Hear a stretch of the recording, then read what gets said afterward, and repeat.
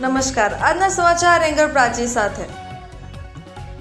અંકલેશ્વર જીઆઈડીસીમાં આવેલા ઓમ બંગલોઝ પાસે પાર્ક કરેલ ફોર્ચ્યુનર કારની ચોરી થઈ હતી, જે અંગે જીઆઈડીસી પોલીસે તપાસ હાથ ધરી હતી।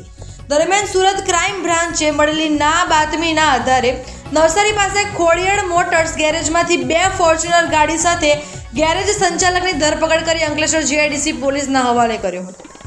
અંકલેશ્વર જીઆઈડીસીમાં આવેલ ઓમ બંગલોઝ ખાતે રહેતા ધર્મેશ મૂલચંદ પટેલના પુત્ર પોતાની વૈભવી ફોર્ચ્યુનર કાર લઈ જગસપા ખાતે ગયા હતા, જેઓ પરત રાતે આવી પોતાની 4-વ્હીલર કારની ઘરની આગળ પાર્ક કરી સૂઈ ગયા હતા।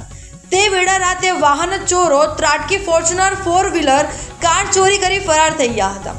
વાહન ચોરી અંગે જીઆઈડીસી પોલીસે ગુનો નોંધી તપાસ શરૂ કરી હતી।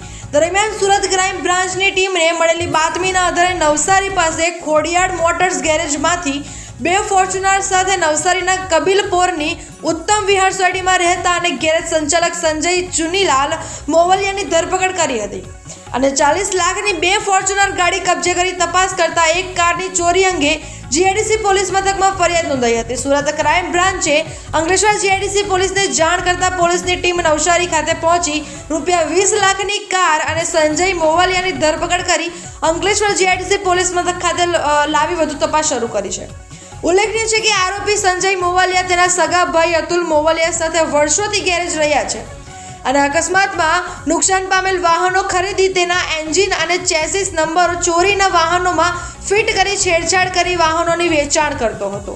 તે અગાઉ 15 જેટલા વાહન ચોરીમાં પકડાઈ ચૂકેલ છે।